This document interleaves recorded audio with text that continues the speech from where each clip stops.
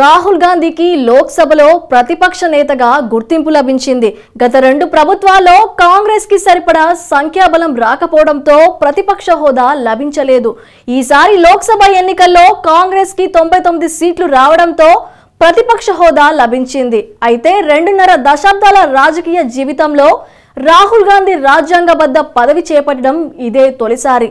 రాహుల్ కి ప్రతిపక్ష నేతగా గుర్తింపు రావడంతో ఇండియా కూటమిలో ఆనందం వెల్లివిరిసింది.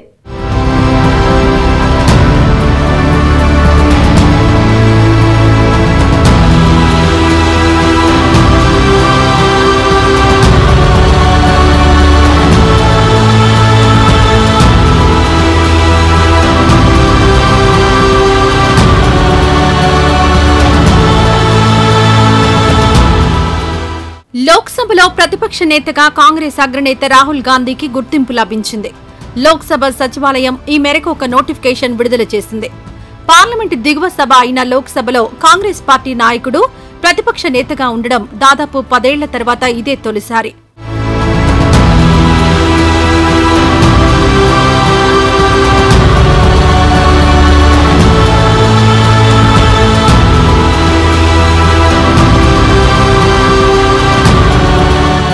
లోక్సభలో ప్రతిపక్ష హోదా పొందడానికి 10% సంఖ్యాబలం అవసరం.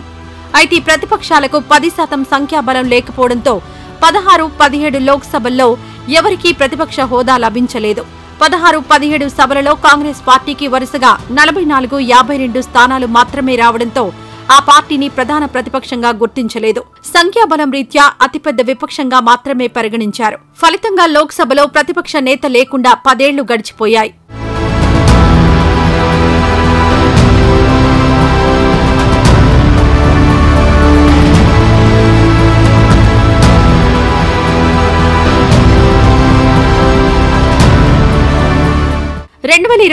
ఎన్నికలలో కాంగ్రెస్ పార్టీ 99 ఎంపీ స్థానాలు గెలుచుకోవడంతో ఆ పార్టీకి లోక్సభలో ప్రతిపక్ష నేత స్థానం పొందే అవకాశం లభించింది.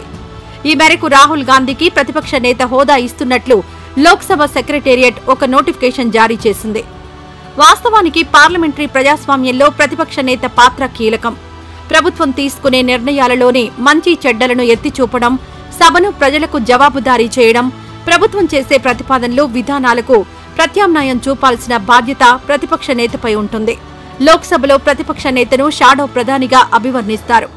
ప్రభుత్వం రాజీనామా చేసినా సభలో బలాన్ని నిరూపించుకోవడంలో విఫలమైన పరిపాలనను చేపట్టడానికి ప్రతిపక్ష నేత సిద్ధంగా ఉంటారు. పార్లమెంటరీ వ్యవస్థ పరస్పర సహకారంపై ఆధారపడి నడుస్తుంది. ప్రభుత్వం సజావుగా నడిచేందుకు ప్రతిపక్ష నేత ప్రధానికి సహకరించాల్సి ఉంటుంది. అలాగే దేశ ప్రజల ప్రయోజనాలను దృష్టిలో పెట్టుకుని అవసరమైన పక్షంలో ప్రభుత్వ విధానాలను వ్యతిరేకించే బాధ్యత కూడా ప్రతిపక్ష నేతకుంటుంది. సభా కార్యకలాపాలు సజావుగా సాగడానికి ప్రభుత్వం ఎంత ముఖ్యమో ప్రతిపక్ష నేత పాత్ర కూడా అంతే ముఖ్యం.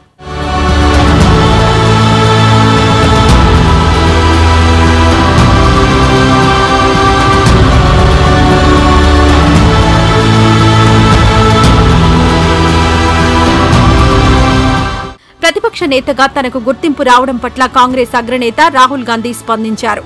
ఈ సందర్భంగా తనకు ఈ అవకాశం కల్పించిన ఏఐసీసీ అధ్యక్షుడు మల్లికార్జున ఖర్గే, ఇతర నేతలు, కార్యకర్తలకు ఎక్స్ వేదిక ద్వారా రాహుల్ గాంధీ ధన్యవాదాలు తెలిపారు. ప్రతిపక్ష నేతగా అన్ని చర్యల్లో ప్రభుత్వాన్ని జవాబుదారీని చేస్తానని రాహుల్ గాంధీ పేర్కొన్నారు.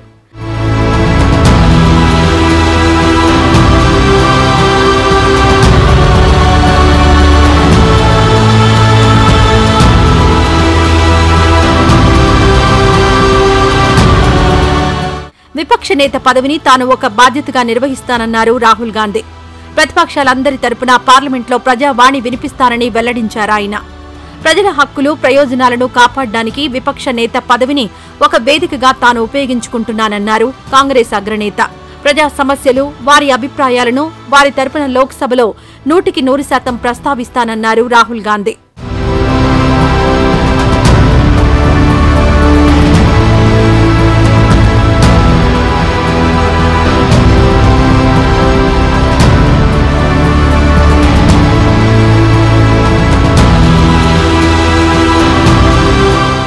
రాహుల్ గాంధీది 2.5 దశాబ్దాల రాజకీయ జీవితం. ఈ పొలిటికల్ జర్నీలో ఏఐసీసీ అధ్యక్షుడిగా కొంతకాలం ఆయన పనిచేశారు. అయితే ఈ 2.5 దశాబ్దాల రాజకీయ జీవితంలో రాహుల్ గాంధీ రాజ్యాంగబద్ధ పదవి చేపట్టడం ఇదే తొలిసారి. విపక్ష నేతగా లోక్సభ సెక్రటేరియట్ నోటిఫికేషన్ జారీ చేయడంతో రాహుల్ గాంధీకి కేబినెట్ మంత్రి హోదా లభిస్తుంది. అందుకు తగ్గట్లు సదుపాయాలు కూడా లభిస్తాయి.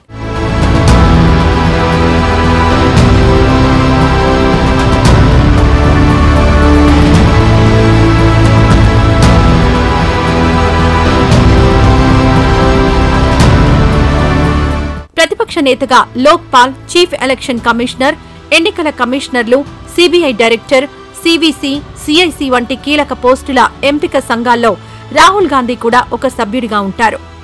లోక్సభలో ప్రతిపక్ష సభ్యులు కూర్చునే తొలి సీటు రాహుల్ గాంధీకి కేటాయించారు. అలాగే ఒక ప్రైవేట్ కార్యదర్శి, 2 అదనపు పిఎస్లు, 2 సహాయ పిఎస్లు, 2 వ్యక్తిగత సహాయకులు, మరికొంతమంది సిబ్బందిని రాహుల్ గాంధీకి కేటాయిస్తారు.